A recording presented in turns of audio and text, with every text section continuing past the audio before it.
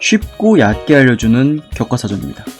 바다리 대 레미 보냐스키 1, 2차전을 리뷰하다 문득 들었던 생각입니다. 과연 레미 보냐스키의 방패를 뚫을 수 있는 방법이 자다 일어난 세미 슐츠, 배고픈 세미 슐츠, 승모근이 뭉친 세미 슐츠 등 그냥 세미 슐츠밖에 없는 것인지, 네로라 하는 다른 정상급 선수들은 이 초롱성을 어떻게 상대했는지에서 크로캅의 하이킥이 과연 레미 보냐스키의 방패를 뚫을 수 있을까까지 그래서 준비했습니다. 2002년 7월 14일 월드 그랑프리인 후쿠오카 대회에서 무적의 방패 레미 보냐스키 대 불꽃 하이킥 크로캅의 경기를 바로 보시겠습니다. 대부분의 사우스포가 오소독스를 상대할 때 앞손 방향 쪽으로 도는 것과 달리 크로캅은 강력한 왼쪽을 살리기 위해 시작부터 레미 보냐스키의 뒷손과 뒷발 방향으로 압박을 가합니다. 이때 레미 보냐스키는 킥페이크로 하단을 신경쓰게 한 뒤 기습 스트레이트, 정석과도 같은 투, 훅, 로우 콤비를 시전합니다.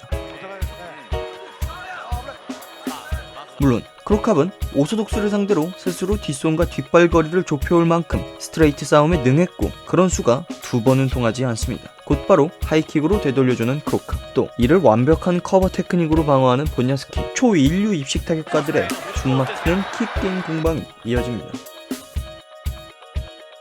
서로의 공방에서 차이점이 있다면 레미 보냐스키는 크로캅의 커버에 오로지 포인트 정립을 위한 타격을, 크로캅은 레미 보냐스키의 커버를 부수고 나아가 KO를 위한 일시불 타격을 주고받은 것인데, 아무튼 크로캅이 레미 보냐스키의 강철 같은 방패를 부수고자 상단,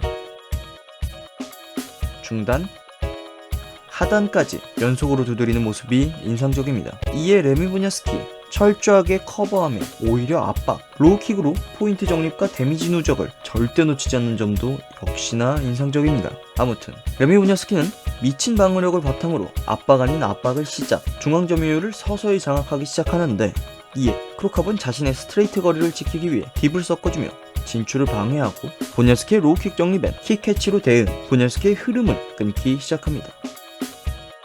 그렇게 2라운드, 보냐스키는 1라운드의 포인트가 생각보다 시원찮게 정립되자 2라운드에 들어서 클린치와 니킥을 적극 활용하며 압박의 강도를 높이기 시작합니다.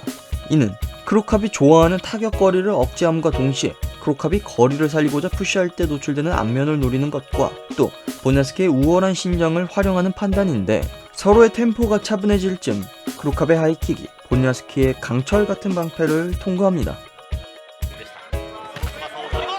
이는 크로캅이 1라운드 내내 상단, 중단, 하단을 골고루 공략하며 레미 보냐스키의 수비 선택지를 넓혀놓은 탓인데, 하지만 그것만으로 과연 세계 최고의 방패가 뚫렸을까? 자, 개인적인 생각으론 크로캅이 경기 내내 하이킥을 하기 전 꼭 한 가지의 셋업을 심어놨습니다. 바로 앞손으로 커버를 두드린 후에야 하이킥을 올렸는데, 반면 미들킥만큼은 경기 내내 어떠한 셋업도 없이 생으로 올라가는 것을 볼 수 있습니다.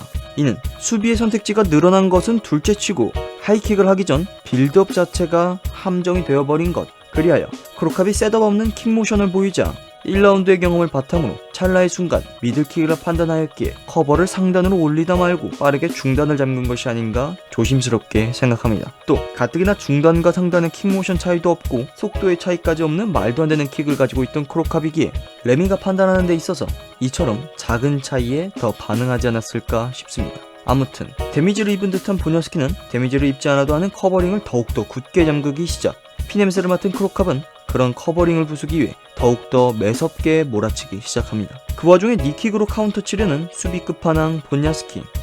결국 보냐스키의 방패가 크로캅의 매서운 어퍼를 막지 못하며 다운이 선언됩니다. 보냐스키가 재정비 후 경기가 다시 진행. 크로캅은 더 이상의 방패 재련은 하고 싶지 않은 듯 무섭도록 보냐스키의 방패를 두드립니다.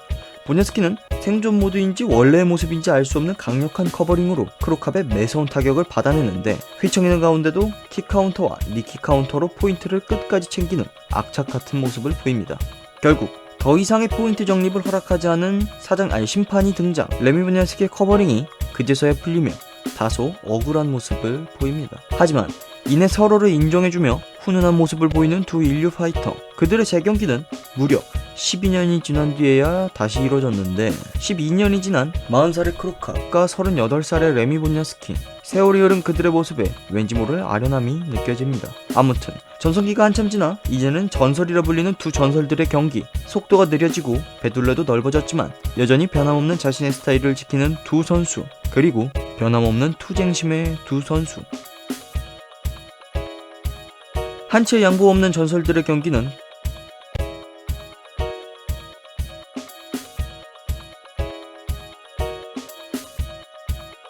판정으로 이어지며 레미 본야스키의 판정승으로 서로 1승 1패씩 주고받게 됩니다.